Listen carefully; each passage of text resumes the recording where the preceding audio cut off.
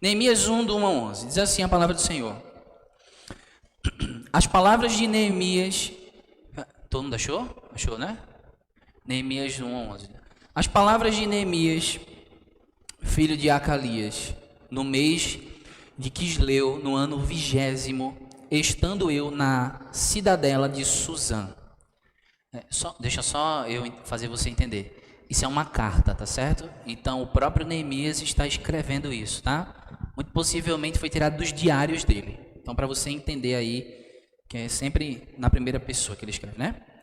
Veio Hanani, um dos meus irmãos, com alguns de Judá. Então lhes perguntei pelos judeus que escaparam e que não foram levados para o exílio e acerca de Jerusalém. Disseram-me, os restantes que não foram levados para o exílio e se acham lá na província, estão em grande miséria e desprezo. Os muros de Jerusalém estão derribados e as suas portas queimadas. Tendo eu ouvido estas palavras, assentei-me, chorei e lamentei por alguns dias, e estive jejuando e orando perante o Deus dos céus. E disse, Senhor, Deus dos céus, Deus grande e temível, que guardas a aliança e a misericórdia para com aqueles que te amam e guardam os teus mandamentos. Estejam, pois, atentos os teus ouvidos e os teus olhos abertos para acudires à oração do teu servo, que hoje faço a tua presença, dia e noite, pelos filhos de Israel, teus servos. E faço confissão pelos pecados dos filhos de Israel, os quais temos cometido contra ti, pois eu e a casa de meu pai temos pecado, temos procedido de todo corruptamente contra ti, não temos guardado os mandamentos, nem os estatutos, nem os juízos que ordenaste a Moisés, teu servo. Lembra-te da palavra que ordenaste a Moisés, teu servo, dizendo, se transgredirdes, eu vos espalharei por entre os povos. Mas se vos converterdes a mim e guardardes os meus mandamentos e os cumprirdes, então ainda que os vossos rejeitados estejam pelas extremidades do céu, de lá os ajuntarei e os trarei para o lugar que tenho escolhido para ali fazer habitar o meu nome. Estes ainda são teus servos e o teu povo que rasgaste com teu grande poder e com tua mão poderosa. Senhor, estejam, pois, atentos os teus ouvidos à oração do teu servo e à dos teus servos que se agradam de temer o teu nome. Concede que seja bem-sucedido hoje o teu servo e dá-lhe mercê perante este homem. Nesse tempo, eu era copeiro do rei. Vamos orar ao Senhor. Pai, nós te agradecemos e louvamos o teu santo nome. Deus, Criador do céu e da terra, nós queremos te ouvir, Senhor. Queremos ouvir a tua voz nesse momento. Então fala conosco, não permite que saiamos daqui do mesmo jeito que a gente entrou, mas que saiamos com o nosso coração pronto para o recomeço. Em nome de Jesus. Amém. Pode sentar, querido.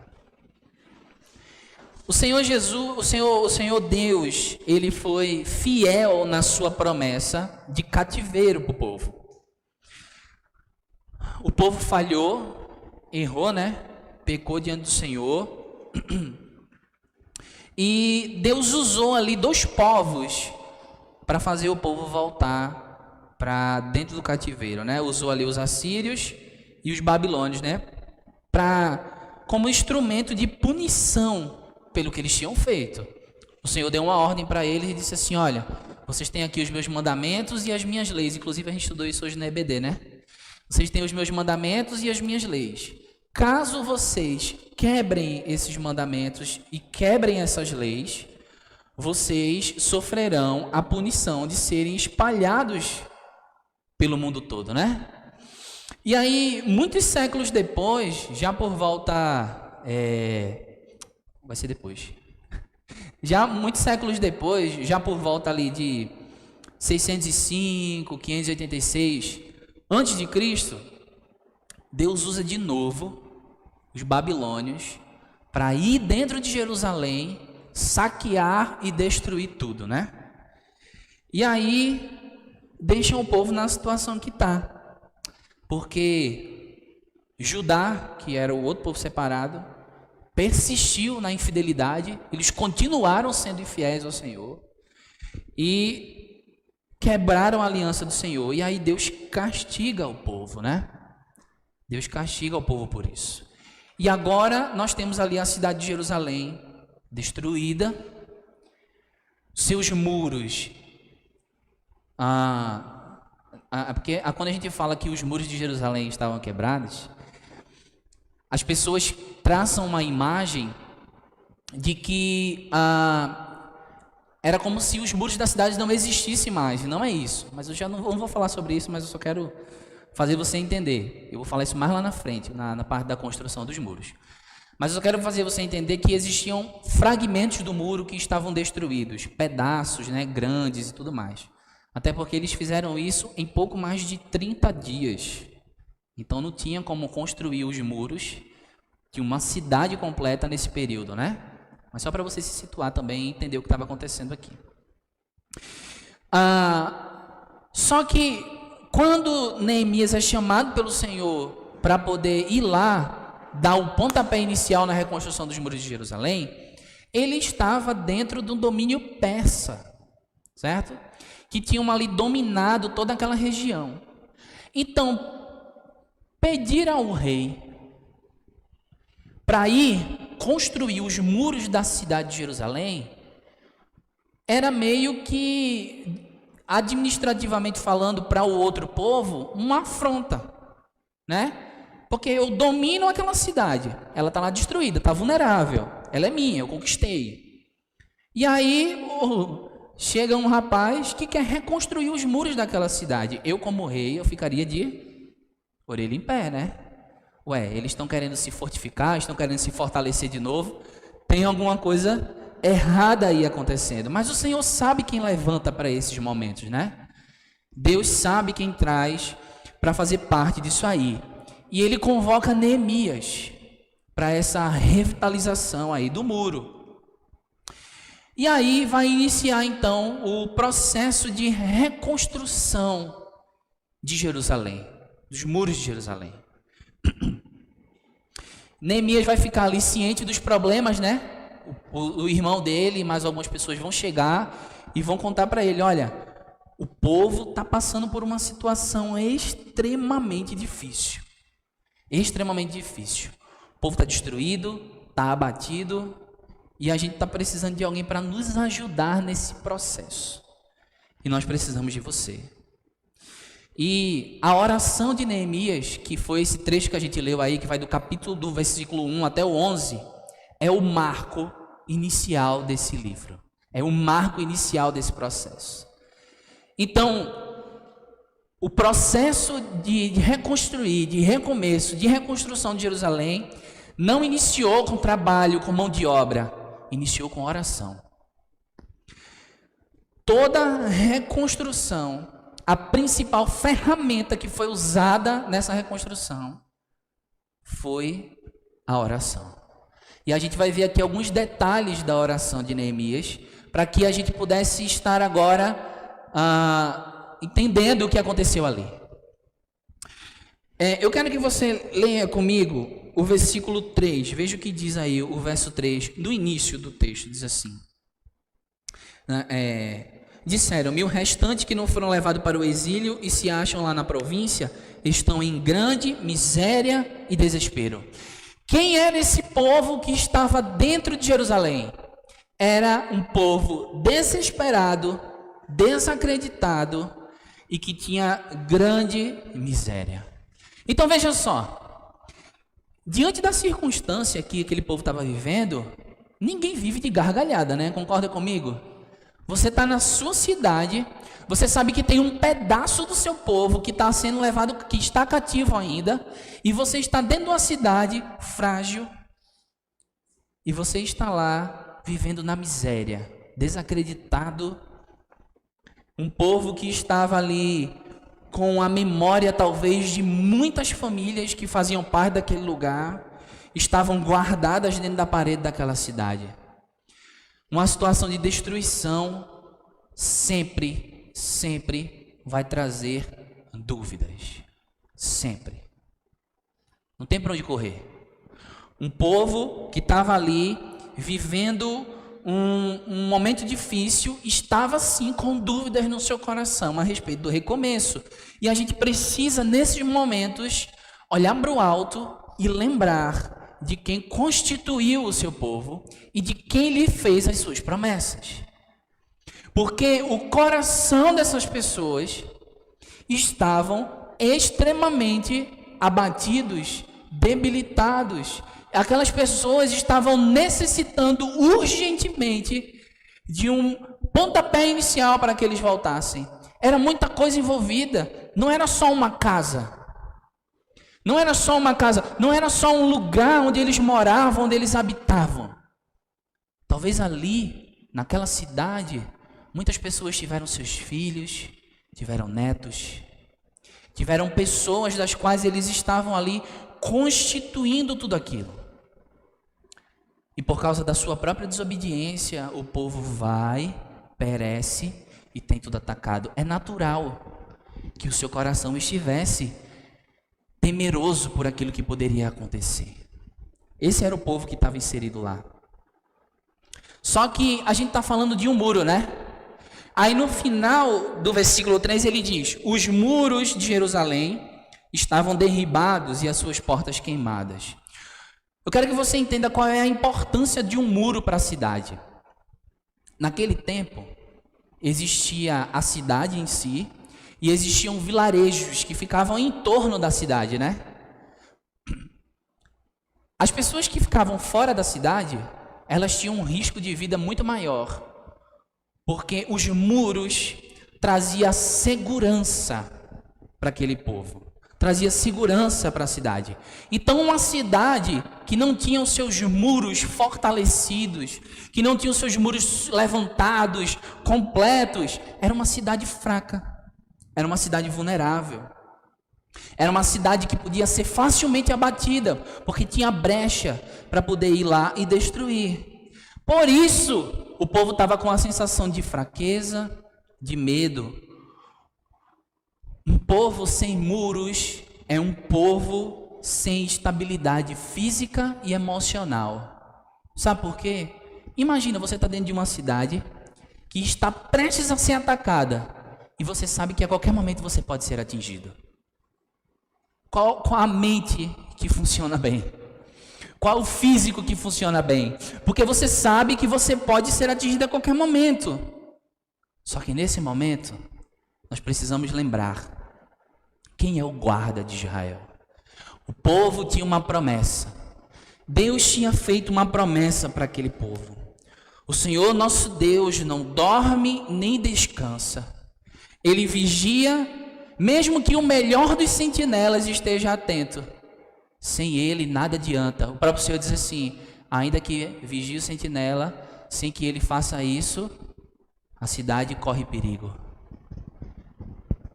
Esse momento de dúvida, de dor, esse momento de medo, esse momento em que você olha para a sua proteção e não a encontra, nós precisamos lembrar de que Deus, Ele é o guarda fiel da sua cidade e do seu povo. Meus queridos, tudo começa nisso aí. Um povo amedrontado, sofrido, desacreditado e com medo. Mas a reconstrução não vai iniciar com homens. A gente tem um engenheiro aqui. As obras, elas se iniciam com pessoas, né? Hoje em dia, na verdade, tem coisas mais fáceis. Tem pré-moldados, né? Vai lá as máquinas, mas ainda para operar as máquinas, para colocar os pré-moldados, precisa de alguém lá. A reconstrução do povo de Israel, a reconstrução de Neemias não começou com mão de obra. Não começou com uma multidão se reunindo para botar a mão na massa. A reconstrução de Neemias iniciou-se com um coração intercessor. Tudo começou com a oração. A primeira ação de Neemias não foi convocar uma mobilização, não foi montar estratégia, não foi calcular os custos daquela obra. Ele orou. Ele orou. O princípio para que a gente possa começar a reconstruir é orar. Se a nossa vida, se as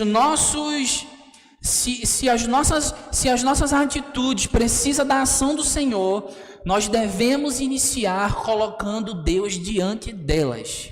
Não adianta nós fazermos de outro jeito, porque nós vamos fracassar. Se nós precisamos trazer à tona ou fazer algo novo, nós precisamos entender que nada vai funcionar se o Senhor não estiver conosco nesse processo. Neemias entendia isso. Então não adiantava ele, assim que saber, ele ficar com o coração dele ardendo para ir lá conversar com o rei e dizer assim: rei, tenha piedade de mim, me deixa voltar para o meu povo, me deixa ir lá construir. Ele sabia que não era isso a atitude dele. A primeira coisa que ele tinha que fazer era orar. Era colocar diante do Senhor o problema, porque Deus está interessado em agir por um povo que clama pelas ações dele. Por um povo que entende que precisa dele para fazer as coisas acontecer. E a gente mostra que depende do Senhor quando a gente ora antes de realizar as nossas ações. Antes de que a gente coloque a mão na massa para trazer de volta à tona aquilo que foi destruído ou quebrado, nós precisamos orar ao Senhor. Orar, interceder ao Senhor, pedir ao Senhor que nos guie, que nos conduza. A oração é a chave de acesso à reconstrução. Nós precisamos entender que o Senhor está colocando a oração como alicerce desses novos muros. O Senhor está colocando a oração como viga dessa estrutura. Porque senão tudo vai desmoronar de novo. Pode até iniciar da maneira correta, mas vai se desfazer, porque precisa partir de um coração intercessor. E Neemias tinha isso. Então, mesmo em meio ao caos, a gente precisa lembrar da fidelidade de Deus. Neemias diz no versículo 5, e disse: Ah, Senhor, Deus dos céus, Deus grande e temível, que guarda a aliança e a misericórdia para com aqueles que te amam e guardam os teus mandamentos. Olha só, nas horas mais difíceis, a gente precisa exercitar nossa mente para que a gente não venha a se voltar contra o Senhor nesse processo. A gente não pode duvidar do amor do Senhor. Nós não podemos duvidar do cuidado de Deus. Nós não podemos duvidar da fidelidade do Senhor. Primeiro porque se nós estamos vivendo tempos difíceis, pode ser uma aprovação, mas pode ser consequência daquilo que a gente fez. O povo de Israel estava sofrendo por aquilo que eles fizeram. Então, eles precisavam trazer à memória o que dava esperança para eles. E o que dava esperança para eles era saber quem estava fazendo as coisas por eles. E quem estava fazendo isso era o Senhor. Então, nas suas orações, o povo precisava repetir quão grande era o seu Deus. Quão grande era o seu Deus, os feitos que ele fez, a forma poderosa e imponente que ele rege, guia e governa o nosso universo. Esse Deus está agindo em nosso favor. Esse Deus poderoso que Neemias trouxe à tona suas promessas e seus cuidados, esse Deus estava agindo em favor do povo. E eu posso aqui falar para você de alguma dessas promessas de cuidado. Mateus capítulo 6, versículo 26 diz: observai as aves do céu, não semeiam nem colhem, nem ajuntam em celeiros, contudo o vosso Pai Celestial as sustenta. Porventura não valeis vós mais do que as aves? Salmo capítulo 4, versículo 8: em paz me deito e logo pego no sono, porque, Senhor, só Tu me faz repousar seguro. Mas os que esperam no Senhor renovam as suas forças, sobem como águias, correm e não se cansam, caminham e não se fadigam. Isaías capítulo 40, versículo 31. Deixo-vos a minha paz eu vos dou. Não vos la dou como dá o mundo, e não se turbe o vosso coração, e nem se atemorize. João 14, 27. Mas existe a maior promessa de todas que o Senhor fez, que nós podemos ver lá em Efésios 2, do 8 ao 9, que diz assim: pois pela graça sois salvos, por meio da fé. Isso não vem de vós, é dom de Deus, não por obras para que ninguém se glorie. O Senhor encheu a Bíblia de promessas para nos fazer lembrar quem Ele é e o que Ele nos disse. Então, meu querido, todas as vezes que estivermos entrando no processo de reconstrução da nossa vida, das nossas ações, nós precisamos lembrar quem é o Deus que está fazendo. Precisamos lembrar quem é o Deus que está agindo ao nosso favor. Porque senão nossa mente humana ela é falha. Ela quer parar de acreditar no que Deus faz a todo momento. Todo momento a nossa mente nos leva a duvidar daquilo que Deus pode ou não fazer. E o Senhor está afirmando na sua palavra que Ele é o mesmo ontem, hoje e será para sempre. Por isso Neemias creu. Por isso Neemias acreditou nessa reconstrução. Só que não adianta somente acreditar e orar. Nós precisamos pedir misericórdia e estar com o nosso coração contrito continuamente. Eu falo continuamente porque precisa ser um processo. A gente não pode parar nunca de viver isso. Porque no versículo 6 e 7, Neemias sabe da condição do povo. Neemias sabe que precisa agir, mas sabe da condição do povo. Ele diz assim, ó: estejam, pois, atentos os teus ouvidos, ele falando para Deus, né? Abertos para acudir à oração do teu servo, que hoje faço a tua presença de noite pelos filhos de Israel, teus servos, e faço confissão pelos pecados dos filhos de Israel, os quais temos cometido contra ti, pois eu e a casa de meu pai temos pecado. Temos procedido de todo corruptamente contra ti, não temos guardado os mandamentos, nem os estatutos, nem os juízos que ordenaste a Moisés teu servo. Então, a gente precisa entender que se Deus nos ajudar nesse processo, não é porque merecemos, é porque Ele quer nos ajudar. O processo de reconstrução é graça de Deus e não mérito.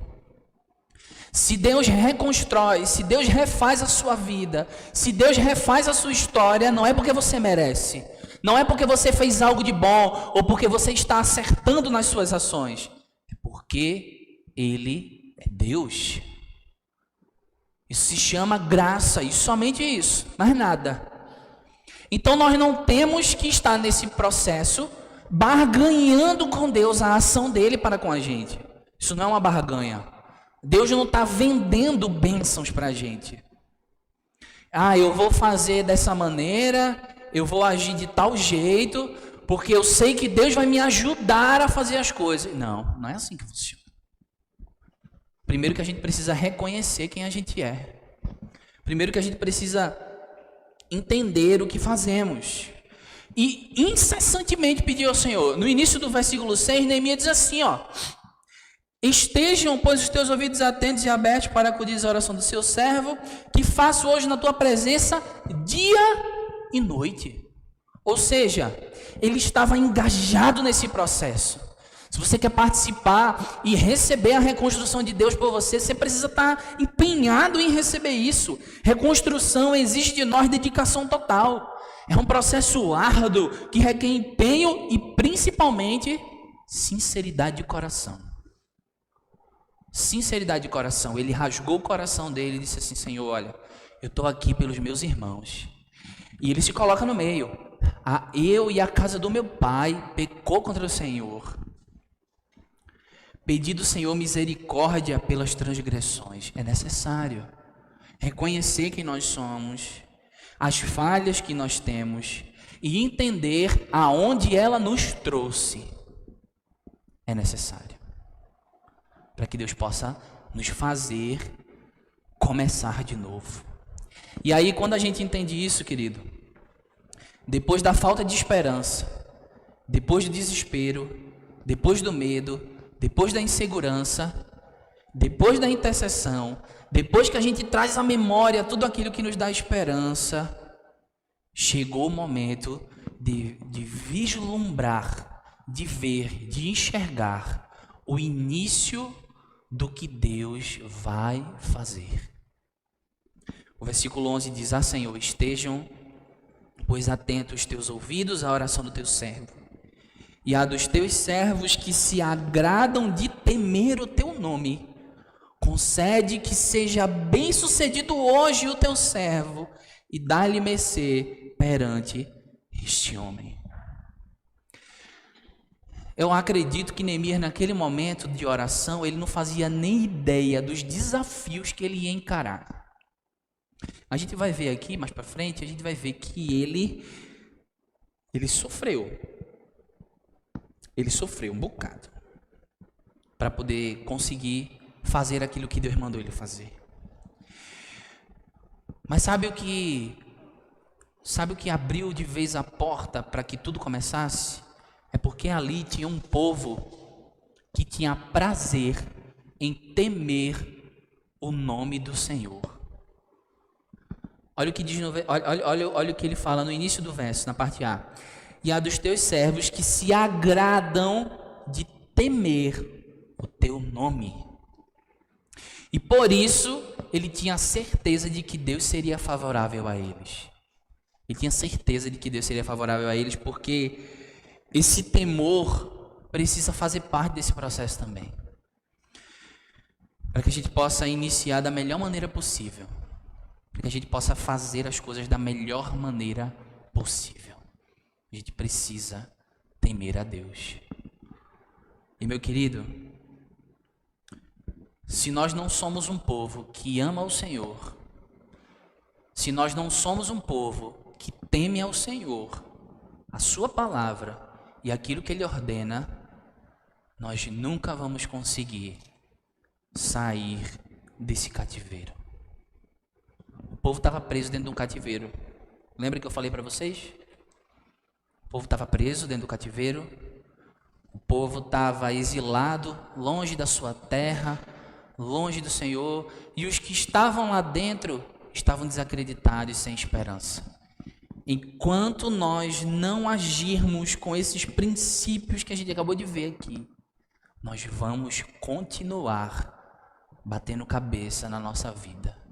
Nunca vamos entrar no processo de recomeço, nunca vamos entrar no processo de reconstrução, porque nós precisamos nos submeter à vontade do Senhor, temer a Deus, amar a Ele e obedecer os seus mandamentos. Não é fácil. Não é fácil. Não é fácil passar por esse processo, porque nós sabemos que existem muitos percalços nessa caminhada de reconstrução, nessa caminhada de recomeço. Mas a gente sabe que Deus está conosco. Nós entendemos que o Senhor está conosco. E todas as vezes que Deus está participando ativamente do processo, das ações da nossa vida, nós somos bem-sucedidos. Não por causa da nossa vida, não por causa do que fazemos, mas porque Ele está. Se Ele está, nós viveremos aquilo que Ele quer. Mas para que o Senhor nos acompanhe, nós precisamos temer ao Senhor e obedecer os seus estatutos, os seus mandamentos e as suas leis. Eu quero orar por você. Na verdade, eu queria que você, nesse momento, eu queria dar um tempo para você. Eu queria dar um tempo para você orar. Para você falar com o Senhor. Eu queria muito que você pudesse fazer isso agora.